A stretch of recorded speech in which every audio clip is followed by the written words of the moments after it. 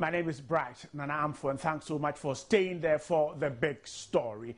The move by Gridco would result in limited power supply to consumers during peak times, that is between 6 p.m. and 10 p.m.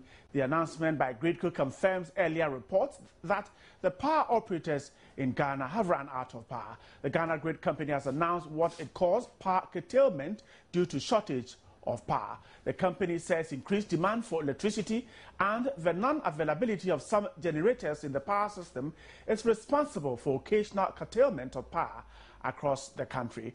Gridco says peak demand is now 1,980 megawatts, but current generation available is 1,965 megawatts, and this has resulted in a shortfall in supply, especially at peak periods. Gridco noted 6 generators at Akosombo, 4 at Kpong, and 2 at Bui are available, and though all 3 units at Bui are available, power evacuation facilities for one of the units is simply not complete, and the result is the load management program that Gridco is talking about. Now, Albert Kwenu is the head public relations of Gridco. Mr. Kwenu, thanks so much for speaking to us. Thank you. The first concern that we have received as a media house is whether this is not load shedding. Let me explain a little on what you said. We are saying, as a transmission company, that increased demand and the non-availability of some generators in the power system has resulted in the occasional curtailment of power across the country. We have not announced a load shedding program. If you realize, yesterday, for example, there was no power curtailment, but as and when there was the need, because of the tight situation we have in terms of demand and supply, anytime there was a fault on the available generators, then we've had to request the ECG to shed some little load to keep the whole transmission system intact. So if that is the case, then why do you say this is not load shedding? Load shedding is a planned and sustained. Hello, Mr. Kwenu. Planned and sustained management of available generation is advertised so that everybody will know when and where power is not going to be available. We are saying that occasionally, because of the tight situation, we've had to shed the load anytime a generator was not available. And simply put, consumers would have to go without light or electricity supply at these times. Yes, as and when the supply-demand equation becomes imbalanced. But you're not announcing when we get these imbalances. We are not announcing because we do not know as and when the supply-demand imbalance is created, then we'll have to shed load. That's why we cannot announce beforehand. Mr. Kwenu, the statement that you signed said that demand, that is forecast demand, is now 1,980 megawatts. Now, what we have by way of available generation capacity is now 1,965. So the difference is 15. And so the difference is 15. So certainly we know that we are unable to produce what we have to use. Yes, I agree with you that there's an imbalance there. Fortunately for us, the Harmattan is around, so the demand on the system has gone down. That's why yesterday, for example, we did not shed load. That's why we're saying that as and when, you see in the first paragraph, occasional curtailment of power across the system. That is exactly what we said. But if we know that we are unable to produce what we need, why can't we then properly organize a load shedding system so that the consumer is aware that today I am off, instead of what you call occasional curtailment? Yes. It's not an issue of not being able to produce what we need. We've had a few challenges from the generators. We've had a few challenges from the generators on occasional basis. And that's why once in a while we go out. If we can foretell that in the next 2 weeks, this generator will not be available, there will be no fault on this generator or that generator. We'll be in a position to advertise that. But we can't advertise when we do not know when a particular generator will go off as a result of a fault.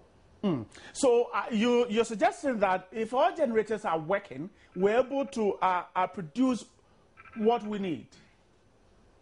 Yes, if all generators are brought into service, we will not have that tight situation that occasionally call for us to request ECG to shed some load. Are we not going through this because as a country we do not have that reserve that we need? This is just a transient problem where we have a generator in Akosombo going on the maintenance and another generator being expanded to give us more power. And a generator in Bui going through electoral works to bring it back to service. Once those things are done, we'll be out of this occasional challenges that we're having. Mr. Kwenu, the concern is that these are not things that are happening behind our backs, and that we have known simply that we are unable to supply the demand. No, that is not a situation. At the beginning of the year, we had a reserve of about 250 megawatts. But this is gone because of the faulty machines. And once these are restored into service, we will not be talking about this issue today. Let me bring in Mr. Peter Amewu, the Director of Policy at the African Center for Energy Policy. He's just joined this discussion. Mr. Amewu, you have vehemently spoken about the fact that our main problem is the fact that we don't have the reserve as a country that we need, and that is causing all these difficulties. Yes, good evening and good evening to your listeners. I think that is right. What we are witnessing now is not quite different from load sharing regime. The difference of that 15 that cannot be, made up to, it's a result of demand stripping higher than supply. And so that automatically brought us to load shedding. I don't know what you really mean by load shedding. It need not systematically be a planned system. So this demand side management that is coming in is as a result of this shortfall. It's not disturbing, and I'm not surprised because we have envisaged this it should happen, and it's happening. Don't forget, as I continuously state, the cycle of the Kosovo Dam is about every 4 or 5 years. And that expectation is that the water level will be coming down quite, soon. If that happens, we'll go further down the problem that we are experiencing now. So the solution, as I've stated earlier on, is that we need that excessive reserves in the margin of 25 to 20% it could be a spinning reserve or it could be a quick start reserve to make up for some of these differences. As a country, how do we have that done? We need to create a framework for independent power producers to come in. They only come in if the regulatory framework are okay, and you and I, we are much willing to pay a realistic price of power. If Ghanaians agree today that they are prepared to pay the right power, I think we'll have excess power to undertake pooling system that will give us, more accommodations to go with our day-to-day activity. So this problem definitely we have envisaged it, and it's going to grow, deeper. We should experience more shortages as we go further, because those standing reserves that we talked about are not there, and they are not coming on board immediately. Our power needs in terms of the demand, it's going to go up about 200 megawatts every year. We are not even adding 100 megawatts. And so as we stand now, the difficulty is that I foresee a doom in terms of our power shortages as we move beyond 2014, 2015. Mr. Amewu, hold the line. Let me go to Mr. Kwenu. Now, Mr. Kwenu, Mr. Amewu is suggesting that, well, this is not surprising and that we're even going to get into more trouble. Now, the statement you signed is indicating that there's some kind of expansion and maintenance works at TICO and TAPCO at Abuadze, and which are likely to be completed by the second quarter. Does it suggest that what we're experiencing, whether it is curtailment of power or load shedding, we should be thinking of getting out of it in the second quarter of the year? Yes, TICO is undergoing an expansion program. One unit is gone off for the installation of the steam turbine. When that unit is brought into operation, the second unit will also go off. And at the completion of the project, we're going to have an additional 110 megawatts from that unit. And that alone will help the system build on its reserve. But if you read the statement further, we are saying that 422 megawatts of installed generating capacity is not available because of these generators across the system having either going through expansion or fault and maintenance work. And once this is brought, this capacity is brought back, we're going to mix the load and have the reserve that we need for this year. Mr. Kwenu, I doubt if my question is answered. Now, you are beginning what you call power curtailment. Now, some statement in that statement you signed is indicating that by the second quarter of the year, we are likely to see the expansion and maintenance works of some plants being completed. I'm asking, is it then that what we're experiencing now, the power curtailment, will continue until the second quarter of the year? No. We expect the third unit in way to come into operations very soon. And that alone is going to give us about 110 megawatts during peak time. So we don't have to wait till the second quarter of the year. And when you say very soon, you're talking about next week, next month? I won't know, but I have it on record from we that it may return to service very soon. How would you react to the concerns being shared by Mr. Amewu that what we're seeing is only the beginning and we're likely to run into more trouble? I wouldn't know from the transmission point of view. And if you say you would know because you expect these generators to work, or because perhaps the expansion works will not be completed by then? I'm saying that because I'm looking at the short to medium term supply situation. Yes, I'm looking at the short to medium term supply situation. I'm not aware of the long term supply situation as Mr. Amewu is spoken to. Now, before I let you go, you have mentioned actually that some works being done likely to restore the quantity of what we need, and yet you're unable to tell when we'll be able to get over this difficulty. Is it likely that GRIDCO is looking at a long-term plan of preventing some of these occurrences? Can it be done? It's very difficult to speak from the GRIDCO point of view because we are just transmitters, and we see into the production part of the value chain. Right. And that question can best be addressed by the producers.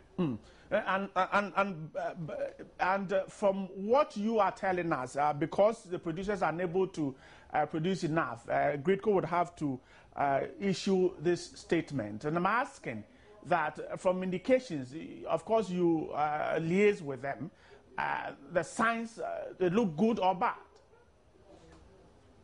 I think they look good. Let's hope so. Once we have this, the 422 megawatts available, we will not be speaking today. I'll let you go, but hold on now. Let me give Mr. Mewu a chance to do a few reactions, and I'll let you go. Mr. Mewu, Mr. Kweno thinks that from where he sits, he is unable to look at a long-term difficulty in what we're going through. I mean, he is suggesting that he's unable to tell from where he's sitting, GRIDCO, that we'll go through this problem for a very long period. But you have been studying the energy sector, the situation. Is there good news for us? Again, you see, my worry is that, hello? Go ahead, Mr. Mewu. Yeah, I mean, as you speak now, our gas transportation from Nigeria has reduced, more than 20-30%. Currently, we're getting less than 40, standard cubic meter of gas from Nigeria from a contract quantity of almost 120. We are making between 20 and 30 daily quantities. Okay, we can only supply assembly. And what that means is that other VRS plants will have to rely on expensive light crude to fire their generation plants. That is number one. Number two is that it's a fact, and that the Kusumbo Dam is not going to maintain its water level as we experience because the water depth, as we think, it's coming down. The plant maintenance that we're talking about, our generation plants, are not very perfect, and so as and when one is down, we don't have a substitute to come on board as a quick, generation to step up the demand. Considering this demand and adding to the fact that there is an incremental jump in demand, every year, and also considering the peak demand, the difficulty therefore is that there's that shortfall that cannot be met. And so my worry as a country is that we need to think as a continuously estimate, that we need to begin to think of long-term plan for our power sector. The good news is that the Millennium Compact 2 is going to look at the earth. But it is important to begin to reorientate the minds of Ghanaians that as much as we want independent power producers to come into the system, there is a need also to make sure that we pick a realistic price for the power. That must be a starting point. And we need a whole lot of education to do that. If we are unable to do that, we will call on generations, the generations will not come. Currently the 15 megawatt shortfall that we're talking about, the transmission losses alone is far exceed of about 50 megawatts. And so if we can do some, a bit of maintenance work on our distribution lines, we should expect to save even that loss of 50 megawatts that they are talking about, that is bringing us to where we are. Because our distribution losses far exceed 20%. And 20% of a power generation capacity of about 2,000 megawatts, you and I know how much that is about. So even if we can do a bit of work on the transmission and distribution lines, we can easily save some margin of power from there. We need to also do a lot of demand-side management and think about appliances that we can use. That is also another way of doing it in the short term. But apart from that, we should begin to think in the long term to make sure that our power need of this country, it's actually taken into consideration. 5,000 megawatts for Ghana is a non-starter. When I hear people say we want to achieve 5,000 megawatts and therefore industrialize this country, it's a non-starter. because 5,000 megawatts of power translates to 78 watts, which is 2 electric bulbs per capita. That cannot industrialize Ghana. Countries like Malaysia industrialize with about 1,400 watts per capita. South Africa industrialized about 1,200 watts per capita. And 5,000 megawatts translates to 78 watts per capita. How can we industrialize with an intention of achieving 5,000 megawatts? We need to go beyond this thinking and look big and think big so that we'll be able to make power become more sustainable for the growth of this country. So that is what I think. I'll come back to you to wrap up, but let me wrap up with Mr. Kwenu. Mr. Kwenu, you are asking the public to conserve energy. What should we specifically do? Let's wrap up this discussion. Basically, we would want consumers to switch off electrical appliances that they are not using. One good example is, for most of the time, between 7:30 and 8 o'clock, we've all finished supper. You don't need anything in the freezer till the following morning. You can switch it off till the following morning. Another area where we have high consumption is the chargers we use for our mobile phones. For most of the time, they are switched on the wall, but they are not charging any phone. We have TVs that are switched off by remote control, but yet the power is on. We can switch this off on the walls and save a lot of energy. Mr. Kwenu, thanks so much for speaking to Mr. Ahmed Kwenu, the head public relations of GRIDCO. Mr. Ahmed, let's wrap up on this. You mentioned that one cardinal point is to tackle the issue of paying for power, and that we need to pay the right price. Already, people are complaining how much they are paying for electricity. So, how do you draw that in? Well, I must understand Ghanaians, they are complaining for how much they pay for power, which is, of course, very realistic, and they have a genuine cause to do that. But my worry is that as much as we think government cannot do it, the other options left for us is to bring in the private generators. And the private generator will only come into generate when you realize that his return on investment is worth doing the business that he thinks he wants to do. Otherwise, if we leave this whole power business to government alone to do, there is no way government can do that. There's no way government can take us to the 5,000 megawatts, which is not even enough that we're thinking about. So we need to broaden the scope. And by broadening the scope simply means we need to bring in the independent power generators. What the system has to do, therefore, is to make sure that Ghanaians as a whole, as citizens of this country, must be able to pay. And for them to be able to pay, they must have money in their pocket. For them to have money in their corporate pocket, the economy must be vibrant. So it boils down to how the economy is being run. If the economy is run properly and Ghanaians are able to, activate their business, avenues and make money, nobody will complain of how much they pay for power, because power is an essential index of growth, and everybody needs it. And so the only way we need it is to bring in the private generators, which I think we have started some time ago, and we need to continue.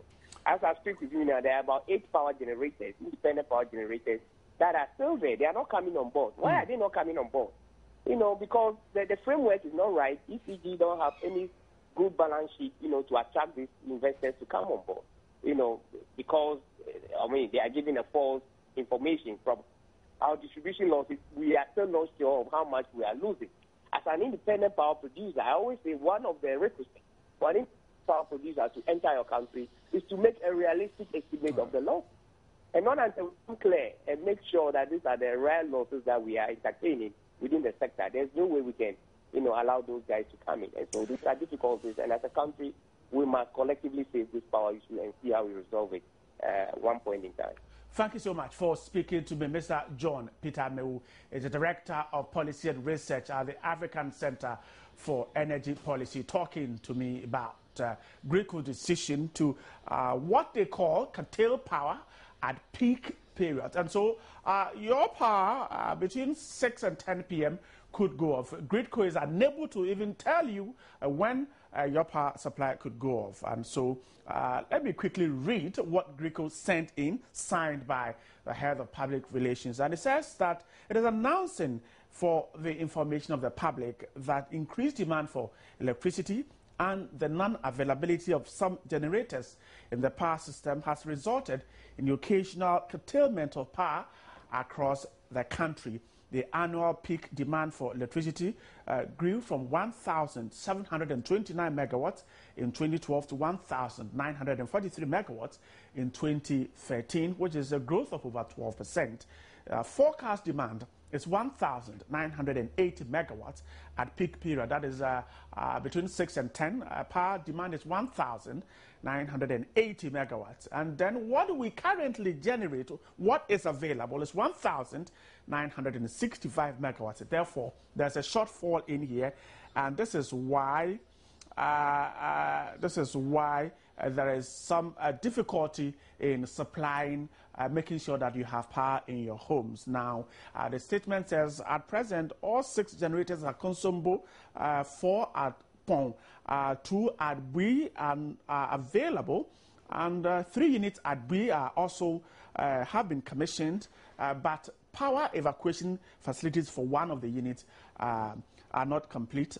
Some work is being done on it, and so it is unable to be used. But between 6 and 10 p.m., your light could go off. Let me speak to the police. DSP Freeman Tete speaks for the Ghana Police Service. He is with the Directorate of Public Affairs, Ghana Police Service. DSP, grateful to have you here. Now, have the police service, received any communication from energy providers, perhaps Gridco, ECG, VRA, to the effect that at certain times, the peak period between 6 and 10, our lights will go off, and so there's a need to perhaps improve security. Have you received any communication? No, it's not necessary to receive a communication because we have a media monitoring. We monitor the news, so whatever goes on, we can pick it by the media. So it's important that we take note of these things and then put the needed security arrangements in place. So that is exactly what all the commands are doing. Accra specific, we have a very elaborate security arrangement. We have the vehicular patrols, the motorbike patrols, then the snap checks, all those things. Then the greater part is the police visibility. That is the foot patrols in vantage point or activity area. But when the light goes off, it is important that we take note of crime-prone areas and beef our security. So that is exactly what we'll be doing. But at the end of the day, we still request that the public, especially those who are staying in crime-endemic areas, to access the police through the 18555 and the 191. It's important that the work of the police is complemented by calling our emergency line, because we cannot be everywhere, even though we will do our best to ensure that we are visible. But at the end of the day, we are talking about numbers. Even if we have the numbers, we cannot be dotted in every corner of the city or this country. Right. DSP Freeman Tete, thanks so much for speaking to me. He is with the Public Affairs Directorate of the Ghana Police Service, and he's assured that when your lights are out between 6 and 10 p.m., the police will be there to protect you. This is wrapping up the first part of the show for today. Don't forget that the part that gets you so excited, the interactive segment, is coming up right after here with Gladys, and we'll be talking more about issues that really is right at your doorstep. My name is Bright, and I'm coming back in a moment with Gladys.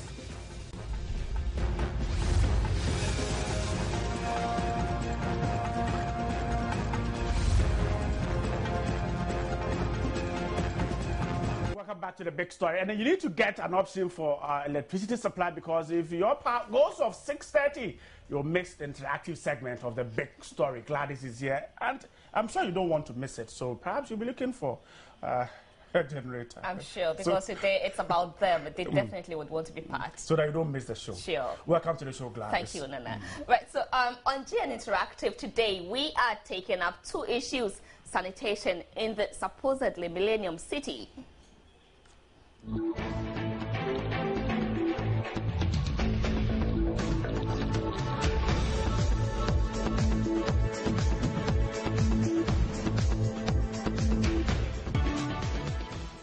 And also, we revisit the Ministry of Tourism website and gladly inform you that the website has been updated following our spotlight on the issue.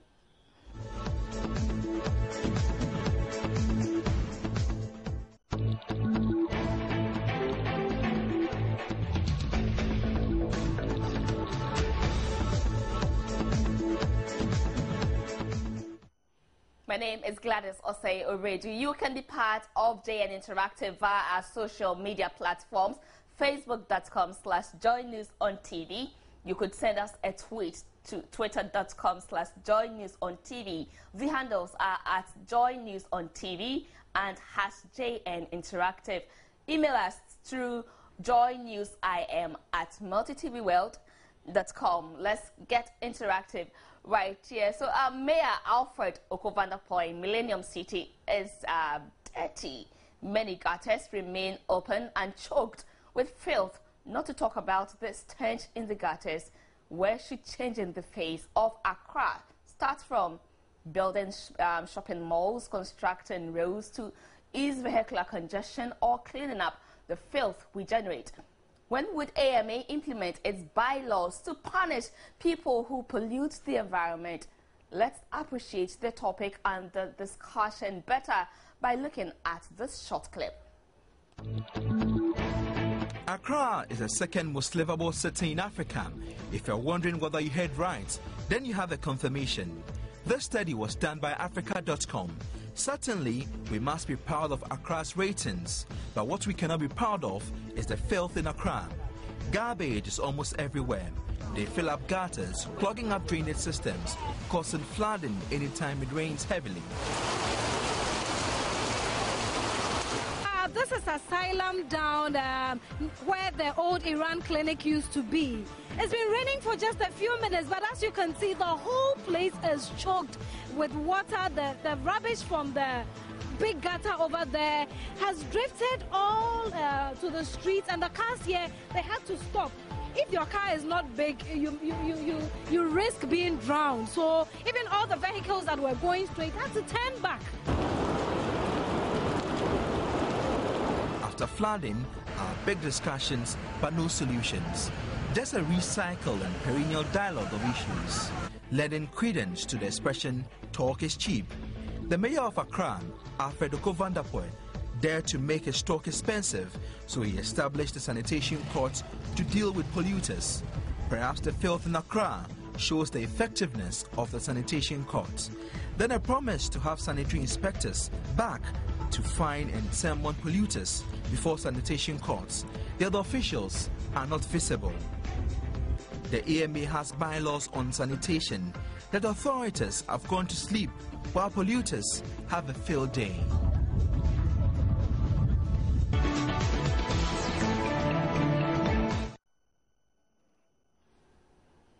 We were trying very hard to get through to Numo Blafo to seek his take on how filthy Accra is and what the AMA has been doing so far, how they are implementing their bylaws to ensure there is clean Accra. Well, we're still trying to get through his lines. As it stands now, the feedback sounds switched off, but trust us, we'll get through to that line.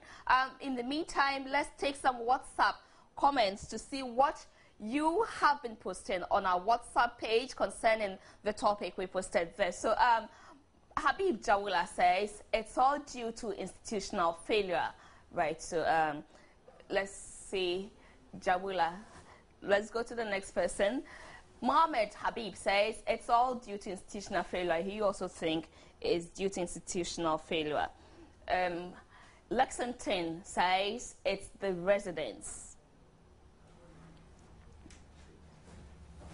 Abdul Fongo says, both the residents and AMA, it is high time to start arresting people who litter the environment discriminately to pay a fine. The AMA must also be up and doing to provide a lot of litter bins at vintage points to help curb the problem. Let's see, we take a few more WhatsApp messages. So Joy Mensah says AMA and residents, they are to take up the blame. Okay, so Amwa AA says dustbins should be placed at vantage places. Litters should be persecuted. The cleaners should be well paid for a good cleanup. So let's see, that's from Amwa. Kwei Ofori says about 78% of Accra population are filthy. Yeah, that's and it rains few minutes and we are in trouble. Jones Awoku Akoto says bad residents in the city and not enough refuse collection bins and vehicles supplied by AMA. So that's what Jones Awoku Akoto is saying. Papa Sami says suggest the leaders have to be changed because they are not doing their work. Oh my God, Accra. Right, so let me quickly take the last one and we move on to some of the other issues. Tetekwe Humphrey says residents in discipline. All right, so you believe those are some of the issues accounting for the filth in Accra. Let's take more of your views. We, the youth and the people around, must organize or mobilize every weekend to help clean this place. Because without that, if we are waiting for the government to do it, it cannot be possible. Those who drink and throw the rubbish away should be stopped. And we have to get some boxes outside, so that when you drink, you can put inside, or anything, any rubber. Other than that, within some years, we cannot even find water to drink. The waters who are pricing like Odo. When you go to Odo now, you can find that there are plenty. Even there, it can't move. It choke. So we need some boxes outside. Anybody who drink water should put inside. You shouldn't throw it away. Boxes there, and you refuse to do it, we have to arrest you. Because we have given you a box. Why can't you put the rubber inside? When we change our minds the way we do certain things as a people in this country, I think we will be able to actually check the way we have rubbish around. Also. If they are not abiding by it, they should actually find a way and punish people, so that at least it becomes part of us, so that we don't throw rubbish around the way we see around. It surprises me when I see well-dressed gentlemen and ladies going about and drawing pieces of paper, yogurt, the wrapper, dropping it, ice water, start drinking, they drop it. I wonder whether in their homes they do the same thing. If there is any form of deterrent, any form of punishment, when it's meted out to you once, twice, the next time you hold any wrapper in your hand, you think twice before you drop it. If you have to throw things around, you have to be, arrested.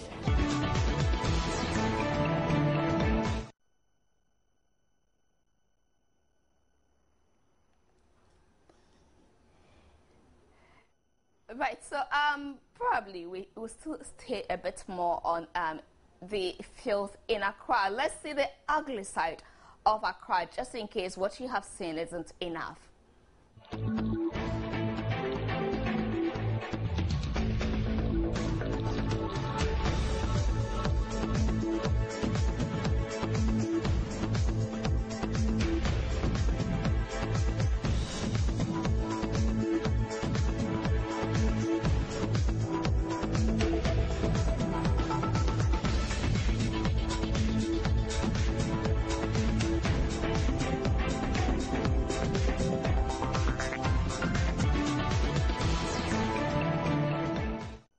Pretty ugly there. Well, we are still trying very hard to get through to Numu Blafo. In situations like this, we need the officials to say something to us. We all are guilty. We need a breakthrough to cleanliness in Accra and in Ghana, in our cities. And, well, as it stands now, his phone seems off. I'm not too sure about that. Probably network. So we are trying very much. We'll continue to try till the end of the show. And if anybody is watching and knows another number to Numu Blafo, please get him informed for us that we need him on the show to tell us how we are getting Accra clean, how they are implementing the AMA bylaws to ensure that we have our cities. The Millennium City, Okovandapo's Millennium City, is clean. Let's see what you have been telling us on Facebook. So, we said that share with us why Accra remains dirty in spite of many cleanup campaigns. And does the blame fall directly on AMA or bad Accra residents? So you have been telling us your mind. Let me go to Joy Mensah, who says AMA and residents.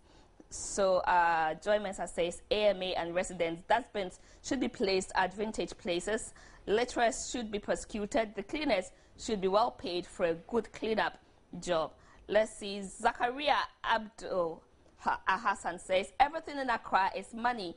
Even waste collectors want money before they collect waste from people. People pay 30 Ghana cedis to waste collectors before they collect their waste. Let's see. Obed Nanapia says most of the public education is done on TV and in English, forgetting that people from our villages migrate to the city for greener pastures and live on the streets, so can't afford the TV and as well can't understand the English. So when measures are being taken, they should also take them into consideration. All right, that's a nice point there. Amakunana Amwaku John says, blame AMA boss, he's too, is it, you mean? I say arrogant, that's what I have seen. Okay, all right, so Janet says, it is poor supervision. They take their salaries and forget the work they are paid for. So the work has also become lackadaisical. Well, so do you know the number of dustbins in the metropolis yet still? Well, Majid says, Gladys, do the residents pay tax or not? Indeed, if they do, then we should blame the AMA for chopping innocent people's money, living their environment in a very poor state. Majid, I also think that we as citizens should also take up that responsibility of not littering, because just this morning when I was on my way to work, somebody sits in the car and throws out rubbish. And you see, those are some of the activities we also do to contribute to that. Bright Mesa says, it's just simple rural-urban migration. We need a proper decentralization system in our country, Ghana. I'll take more of your Facebook comments, but I quickly want to cross over to our newsroom and talk to my colleague, Ifwa Akwa Harrison, who will be sharing with us one outtake from her contribution towards getting a clean Accra and how she thinks we should all get involved in getting it right. So quickly, I'm dialing Ifwa Akwa Harrison's Skype number, and let's see how our technology gets us through very fast and get to talk to them. But if you have just joined us, we are taking a look at sanitation in Accra, how we can keep Accra clean. So Ifwa has just joined me via Skype, and hello, Ifwa. Hi, Ifwa. I said hi, Ifwa. Right, Ifwa, tell me, so far, what has been your contribution towards ensuring a clean Accra? Hello, Ifwa. Hello, Ifwa. Hello. Okay, it's better now. It's better now. Good. All right, so I'm asking, how have you so far contributed to ensuring a clean Accra? Well, I make sure I don't litter. If I buy something off the street, I always keep it with me, either in my bag or in my car. And then when I get home, I throw it out then. So that's how I have personally made sure that we keep Accra clean. Have you ever spotted somebody littering, and did you take any action? Honestly, I haven't seen somebody littering on my day-to-day journey. So I can't say that I have to even take any action. But the truth of the matter is, Accra is filthy. I don't know and it's not just a problem with the authorities. It is also a personal problem. What are we doing as citizens of Ghana to ensure that we keep our country clean? It seems like anywhere people see that maybe there are people not living there, or it's a little bushy, then people decide that that's where they want to now go and dump their rubbish. I don't know where that sort of lifestyle came from. I mean, I see us as a cultured people, as people who started out small communities. I know someone was saying that people come from their villages and then are living on the streets of Accra. So does it mean that in their villages, they never kept their villages clean? What is it? I think it needs to be a collaborative effort between the government authorities and the citizens. The government can only do so much, but we also have to try our best too to ensure that we keep the city clean. But you see, let's also look at the illiterates. What can we do to ensure they stop? What do you suggest should be punishment for such people who litter? The suggestions are there. People have made the suggestions. Put more bins, advantage points. Okay, so I think definitely we need more of that, bins, advantage points, so that you walk from place to place, you know, there's always a bin that you can drop your rubbish in or your litter in. But then also, so that's one of them. We also need to make sure, government authorities also need to make sure that they are constantly collecting it and disposing of the rubbish. Sometimes you go to town and then you see that they've piled the rubbish gutter and no one has picked it up for days. So we need to make more of an effort in this way. All right, Ifwa, thank you so much for joining us via Skype. I have been talking to my colleague Ifwa Aqua Harrison, and she has been sharing with us how she thinks we can all contribute to keep Accra clean and Ghana entirely clean. Well, so we have tried tirelessly to get through Numo Blafo's lines, 2 lines, and coincidentally or magically, none of the numbers are on. The feedback keeps telling us that switched off.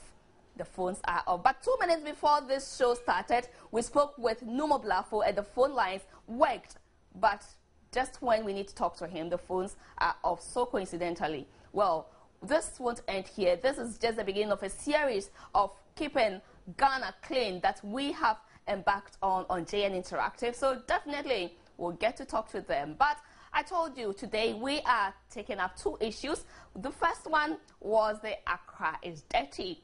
Well, we are glad to announce to you, JN Interactive, that we have achieved results. Well, a few days ago we visited the website of the Ministry of Tourism and we had a different results. Well, we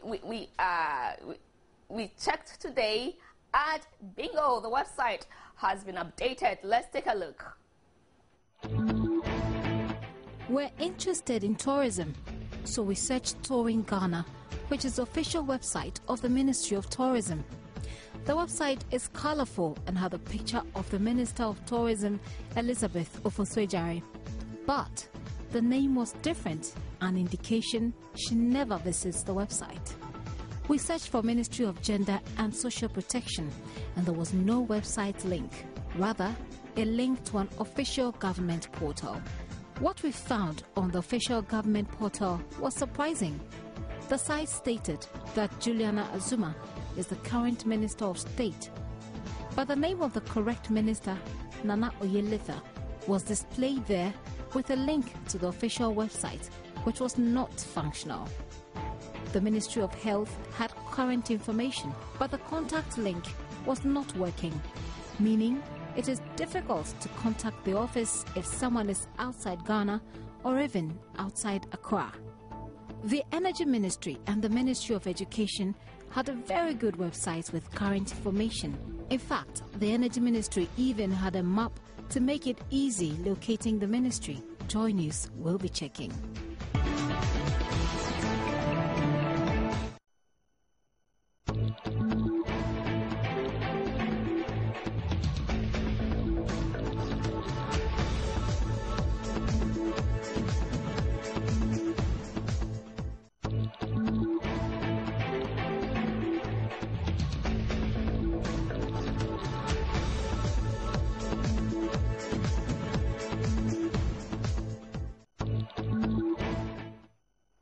So on Monday, that was when we did that piece, and we notified you of how our government agencies, our ministries are taking advantage of technology and websites.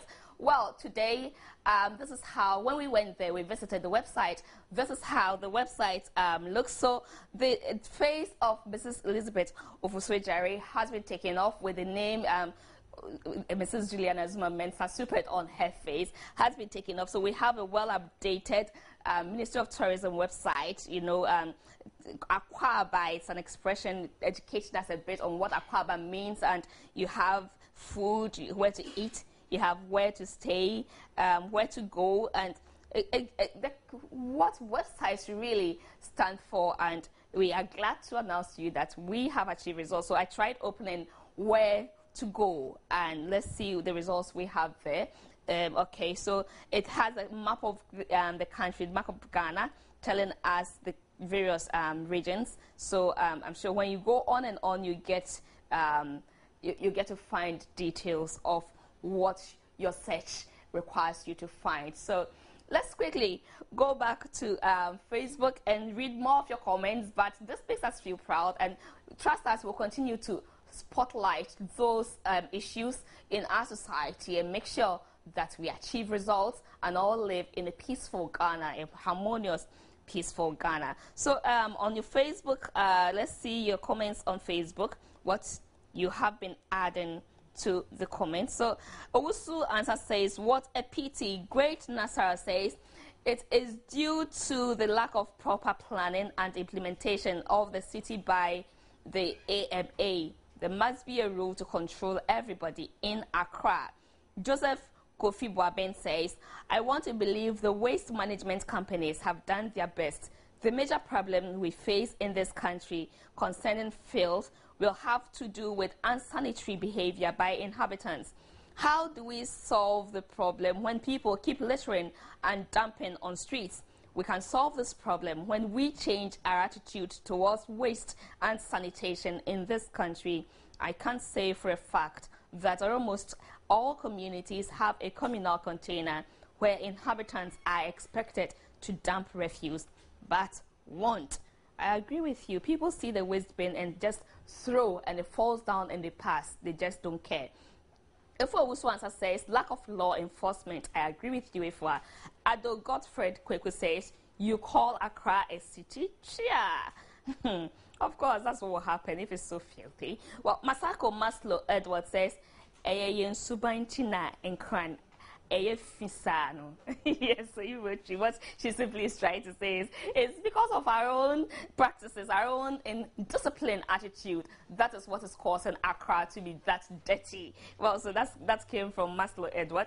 Majid Awudu says, Chia, what are they doing with the tax they collect from residents? Majid, it's not just about you paying tax and ending it there. If you pay the tax and you continue to litter, you give them too much work, they can never finish doing it, and our cities will continue to be dirty. So let's all make it a point to keep Ghana clean, and we will be very sound. Nana?